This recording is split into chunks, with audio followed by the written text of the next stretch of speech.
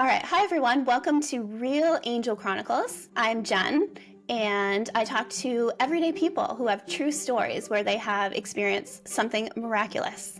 Today, our guest is Heidi Hope, and she is an artist. She is a spiritual coach, and she has an incredible story to talk with us about today. A real life. Lots of stories. Lots of stories. We're going to have a few episodes, but we'll get we will do a whole series of true angel stories.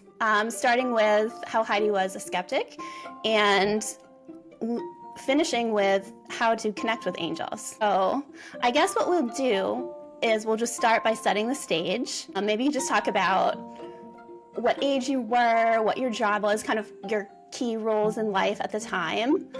Sort of before, this is the before you ever had any type of an angel encounter. So yeah, I did start as a very skeptical person as far as, I don't know, I was always attracted to psychics and loved mediums, like all this stuff that was, coming around. I guess when I was like a kid growing up, there wasn't any stuff like that. But by the time I was in adulthood, there started to be some shows and some like famous people like Long Island Medium and Hollywood Medium and all. I was just always so drawn to that type of work. At the time, I was running a professional photography studio with my husband and working quite a bit, kind of like burnt out, having babies. We have 3 kids who are a little bit older now, but they were very young then. And I was public speaking, and I had gotten to kind of to the height of that particular industry and career, and also my spiritual practice was growing and growing. I started studying A Course in Miracles. I was raised Catholic, but when I went through art school, I was really interested in theology and studying multiple religions around the globe, and just like drawn to read spiritual texts from all different cultures, because in both art and spirituality, there is this almost like common human language. And I loved finding that thread of commonality between all these different places all over the planet. Like, how did all these different humans come to these very similar narratives about why we're here and what we're doing here and how we were created and our connection to that. So I was doing a lot of that, but like that wasn't my career or profession by any means. But I felt called out, kind of out. I was starting to get this itch of like, this isn't even really what I'm supposed to be doing. Like there's something deeper work, but I had no idea what that was yet. And I still don't even know if I know. I started seeing an angel card reader, and the first reading was great. I mean, she did a whole like meditation in the beginning and chakra cleansing. And like, I didn't really buy into any of that or feel any of that at the time. Like that was just not, I didn't know anything about energy work. I thought it was all a little woo-woo, Now I understand a lot better all of that. But her readings were really accurate. And I could tell she was bringing through information that was clearly coming from my family members. And also stuff that she knew about business and stuff that she, just things, spirit communicating with her angels communicating with her. And giving me guidance. And I always felt so good leaving there. Like it was very loving and very optimistic. I was just receiving like everything that I needed to hear to like move forward with confidence in the things that I already kind of knew in my head anyways. It was like a lot of confirmation. Yes. I'm on the right path. I'm doing great, Yeah. So that's how it started with her. And then I was starting to also like develop my own knowing, I would just call it. Like I was a meditator, and in my meditations, I would start to get these impressions or thoughts that like something would happen or whatever. And then those things started coming true for me a little bit. And so once you start to experience that for yourself, you believe in it more. Like I feel like people, if people just tell you a story, you're like, yeah, sure. And I would tell my friends like, oh, I'm going to see my angel card reader. And they're like, she's just taking your money, Mm-hmm. When you experience it though, and you get goosebumps through your whole body and it feels like the truth and it resonates like in your heart like that, it's such a good feeling that you can't deny it, and nobody else can talk you out of it at that point. Do you remember any key things this angel card reader said to you that kind of like convinced you, okay, this feels like it's real, it feels like it's authentic? Because I know a lot of people, like you said, they're skeptical. Yeah. They're afraid somebody like that might be taking advantage of them. Yeah, and I think it's a vulnerable thing. I think there probably are a lot of frauds out there too. you know, Yeah. and I think you can feel the truth in your own heart. Her readings would last usually an hour, and she went through so much of what was going. She would talk about my kids, she would talk about my career, she talked about my husband, and like she just knew things that nobody could know. So yeah, like if there was a problem in the family, that would come up, like, you know, and I'm like, how could she know about like my husband's family and what's going on there, you know? Yes. Stuff like Yep. that. But and she would tell me about, she'd say, oh, you know, your grandfather is going to leave you a coin, and I would find the coin. So little things like that. That also introduced me into angel signs. So I've read a lot of books. I started to research and read books and about other, there's podcasts, plenty of great podcasters and stuff. And so hearing a lot of them speak confirmed a lot of my own experiences too, that I'm like, oh, other people are having these things. Then I guess probably one of the biggest angel experiences to like convince me that we're separate from her readings was Sean. When Sean and I started dating, my husband and I, we were 18. He had just turned 19, and his Nana was very sick with cancer. And she passed away before I could meet her. But it was like right when she was dying was basically when we started dating. And he always said, like, oh my God, and his mom always said, like, I wish you got to meet her. She would have loved you. Like, and in a lot of ways, I always felt like maybe she brought us together. Yeah. So, gosh, all this talk always gets so emotional. And Yeah. like probably all of my stories, I'll cry. Okay. So, so when we would see a ladybug, we always thought it was her. And when Juliana, our first daughter, was born, she was being baptized in her church, like the grandfather and his Nana's church in Massachusetts. And it was winter, like the middle of winter. And they're on the baptismal font. Is that what it's called? The baptismal like fountain area. There was a ladybug that was like right on the edge, and we all saw, and Sandy saw it, my mother-in-law saw it, and everybody was like, oh my gosh, like it's the middle of winter, this is not ladybug season, and there was a ladybug right there. And then we've had a million ladybug signs since then. There was a memorable one when we closed our second studio. We took the summer off to be with the kids, and as soon as we like moved out of the studio, we were like, let's go to Maine for the weekend. And just like we took the kids out on the beach as soon as we got there, and we sat down on the beach, and it was like, oh, I still have the videos of the kids it was like 100 ladybugs landed on all of our chairs. The kids had the ladybugs crawling on their arms. It was like the most ladybugs I've ever seen. And yeah, a lot of our real estate stuff it's tied into, like our second house, I was pregnant with Grace, and we sold our house, and we were living with my parents. We couldn't find a house, and we got a phone call.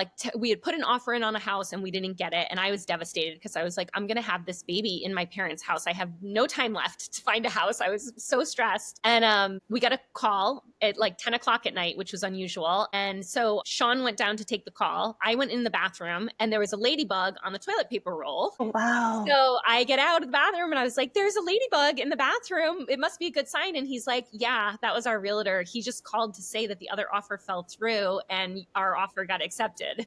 Wow. So that was good. Incredible. Yeah. So, and many, many more. And that's just ladybugs. Right. Well, I love all of those stories. And that's similar to what I experienced also with the sign that I received from my grandfather. I called Pepe. It was one time would have been an incredible experience, and it was the first time. Yeah. But to have it repeat and to keep having different types of experiences, I feel like it just cements for us that there's something more. Like one time maybe you could try to write it off as, okay, maybe that was just some kind of a random coincidence and try to dismiss it. But if it keeps happening and it happens again and again, it just makes it that much more meaningful and that much more like, okay, I have to be convinced now that there's something going on here. Yeah, and you can speak to them and like ask for more signs. You know, like if you're a skeptic, ask for another one. So I will tell you a story about today because I knew this interview was coming. I was on my walk. I was listening to a YouTube video kind of on the topic of spirituality, and they were talking about just your spirit team and working with, you know, the non-physical and your guides. I do believe there are people non-physical that are watching over us, our loved ones, angels. And they were saying, if you think you're connecting with someone, you can ask for confirmation. So I was on the walk and I was asking for the color purple. Because this connected me to that person. So I was like, if that's who I'm connecting with, send me a purple sign. So as soon as I say that, and it was like in my head, basically, because it doesn't even have to be out loud, but out loud's probably better. As soon as I look up, I see purple hydrangeas, and we're in Florida. There's not like a ton of hydrangeas, but I walk this path a lot. So I was like, no. I know those hydrangeas are there. I want a better purple sign. So I'm walking along and I see more purple flowers. Like right after I say that to myself, I want a better sign. And then I'm like, no, okay, I want something not flowers. There's flowers everywhere. I want a non-flower, something purple. So in my head, I'm going like a purple balloon or like just something random, And then my head's somewhere else and I'm finishing the walk and I look up at my neighbor's door and I had never seen this before there. And it was a floral cross and it had like a purple, what a priest wears, like those. Mm-hmm. Yeah, it had a purple sash down in front of the cross. And I was like, okay, it's a cross and it's a purple. It was pretty cool. So I was like, usual. It's not even like, Easter week or like it was just very random that I looked up and saw that. I was like, okay, something purple that is not a flower. I won't keep going. No, I need a. No, I think it's all like, so this is part of the reason why I love sharing these stories is because they make me not just happy hearing them, but it helps me to like grow my faith as well. I feel like every time I hear another person tell me a story, it just makes me believe more and more that we really are loved, we really are seen, we really are supported. Because when we're going through a tough phase in life, it can really feel like we're totally alone. And so that's why I'm sharing these stories, and I'm grateful that you're sharing because I think that a lot of people will hear it and they will maybe even start looking for a sign. Yeah. Do you have any suggestions? Maybe if someone has just started kind of like considering the idea of asking for a sign, what could help them to receive it? I do think that you grow in faith the more. So starting with like really simple things and then as your faith grows and you're more connected, I mean, at this point now, I feel like throughout my day, I communicate all the time. Like you can walk around your house talking, like talking is not talking to yourself, but like there's always a loving presence listening. And whether you even believe it's like a prayer and you're talking to God or to your loved ones on the other side, I believe through all of my experiences that our loved ones on the other side are very much still connected to us energetically and that we can communicate with them through energy. So speaking the words, through music, through art, through, everything is energy. Color is energy, So I would say starting with simple signs, like if you want to connect directly with somebody, just saying like, Grandpa, leave me, like my grandfather always leaves coins. All of the different people kind of have different things. And I don't know if we just decided that, like both of our grandfathers leave coins. They were like the money guys, right? My Nana's yellow butterflies, when I see that. If you see something and you think it's a sign from a specific loved one, it probably is. I think it is. Like if it comes into your head, the idea comes into your head, like that cardinal is a sign from my grandmother, then that's exactly what it is. And then you can start working with that sign and asking to receive it over and over. For example, my brother with my Nana, when she passed away recently, and we were talking about this at her memorial service, he said he wanted to see yellow butterflies because my Nana used to drive a yellow sports car. So, and then he walked outside and saw tons of yellow butterflies and he knew it was a sign from her. And so I'm like, that's always my sign for my Nana now too, because the color yellow. And when I see a yellow sports car too, I'm like, hey Nana, because I just feel like those little things, when they remind you of them, that memory is the connection. Thought is energy, just like words are energy. So having that is your connection to them and just acknowledge it, confirm it, speak to them, thank them, ask them. Like they're not like ghosts waiting in a closet trying to scare you, like coming out, you have to invite that connection to happen. Yeah. Which brings me to like a lot of people have fear around a lot of this stuff. And I think that's through a lot of our conditioning growing up, whatever that is. I told you I was kind of terrified of the whole idea, like I wanted to be connected to like angels, but I had this fear of like haunted ghosts and like, that's a whole part of the non-physical too, that I think a lot of us have this subconscious fear surrounding making that connection. Because is that opening us up to like the boogeyman or, like I think about the movies, like when you're like watching The Exorcism or like we have that socially conditioned fear of that life continues after death, And so if you feel that you have that fear, be like really gentle and loving in trying to make those connections with the people that you have those relationships with, your loved ones, because Yeah. it really is all love on the other side. It's not all this, it's not the stuff we've been conditioned to fear. It's only love. Mhm. Because it is that high vibration. That's why it's not physical. Lower Yeah. vibrations are physical, right? The higher vibrations is what you're looking to connect with. So, yeah, I'd say just start asking for signs from the people that you love and trust and see what happens. That's another reason why I really wanted to do these interviews, is to help people kind of work through any fear that they might have. Because I think you really hit the nail on the head. I think a lot of people do, even if they're not talking about it, or even if they don't even completely know within themselves what Yeah. exactly the fear is. I think it's there. And I've experienced that a lot in trying to talk to people about sharing their stories also. There is, and I think it's kind of almost like an unspoken fear of sharing these stories, even Yeah. if they are beautiful to people and they're meaningful and not scary. But people are also afraid of sharing their stories. Yeah. And I think they're afraid of being judged. I don't know what your thoughts are on that, but I totally agree. I totally agree. I mean, when you do start to, I think it's becoming more common now. I think more people are talking about experiences like this. Because of social media, because there are all these YouTube channels and shows and podcasts and stuff. Like, I listen to a lot of that and I'm like, wow, I've had really similar experiences, but nobody in my immediate circle has had those experiences. And if I would say I'm going to a psychic or whatever, they're like, that's all fake. That's all, they don't believe you. And so right. then you're like, well, does it make me sound crazy to be able to share something like this? Yeah. I had a lot more fear. I don't know. I wasn't 5 years ago talking about angels on podcasts, and I'm here today and I don't feel any fear surrounding sharing the stories anymore, but I definitely used to. And I have done a lot of work internally to clear those fears. And also I've just had so many positive, reinforcing, loving, beautiful experiences and nothing fearful besides what was already conditioned within me. So that helps. I think helps me to be able to clearly communicate without that fear of being judged. Once you have the experience yourself, there's no denying it. And so people can say that it's false all they want, but when it's your truth and your experience, nobody's going to talk you out of it. At some point, you don't feel crazy anymore. You feel like I have like the best support team ever working with me. Yeah. Yeah. I love that. I love everything that you said. And I feel that so much as well, in terms of we really are in the end just sharing our experiences. And like you said, how can someone judge that? It's sort of like trying to tell someone what their favorite color is. You know what I mean? Yeah. If somebody just says my favorite color is blue, that's, you know what I mean? You can't, there's no way to point a finger at someone and say you're wrong. Yeah. Because it is, in the end, it's just a personal experience. And that's really what I'm trying to focus on too, is just celebrating people's personal experiences, Yeah. and just honoring them for what they are. Yeah.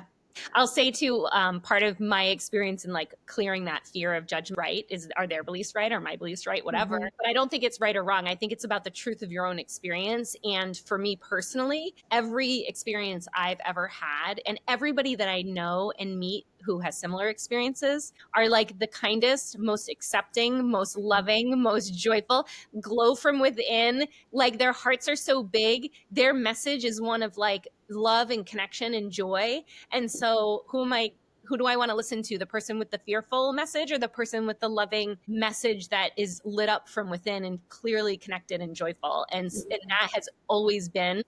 But I think I had to like kind of experience both to decide for myself what the truth was. Yeah. Yeah.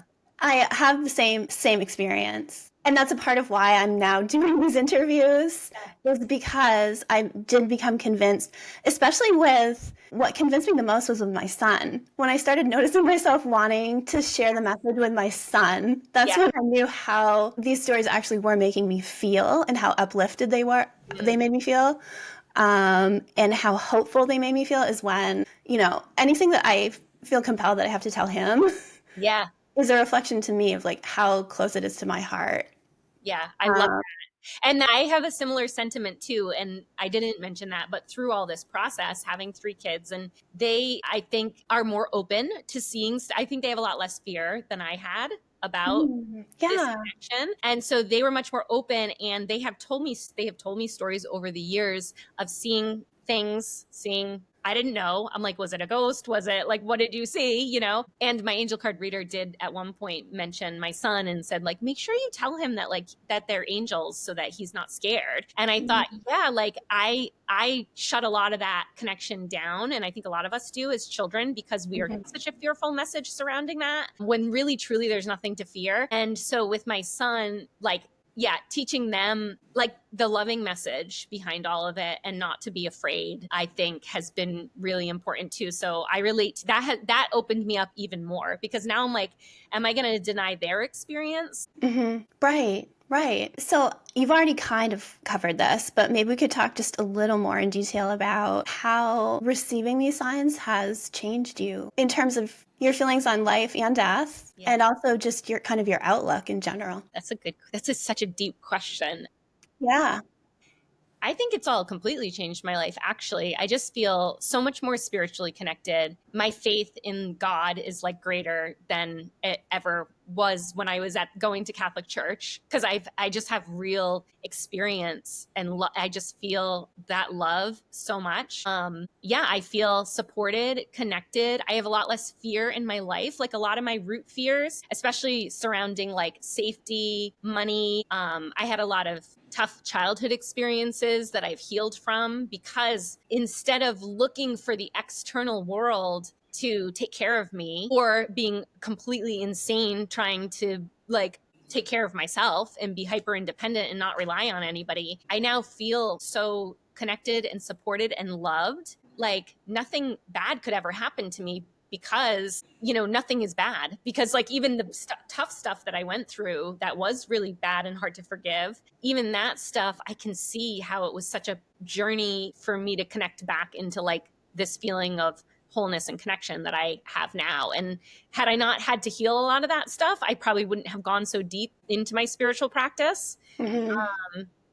Or searched beyond the world of the ego, like, you know, all the trappings and the big business I had and the money and like all that stuff. I had a lot of stuff that looked really good on paper, but I was called into like much deeper work. And I feel now like I don't even know exactly where some things are going next, like my career or whatever. I don't really have a clear picture of that, but I know that the path is going to unfold for me, and I'm going to be led, and the doors will open, and like that I'll be supported through it. Like, I really feel a love that like even your human parents can't give you the love that you experience, like through opening yourself up to the divine.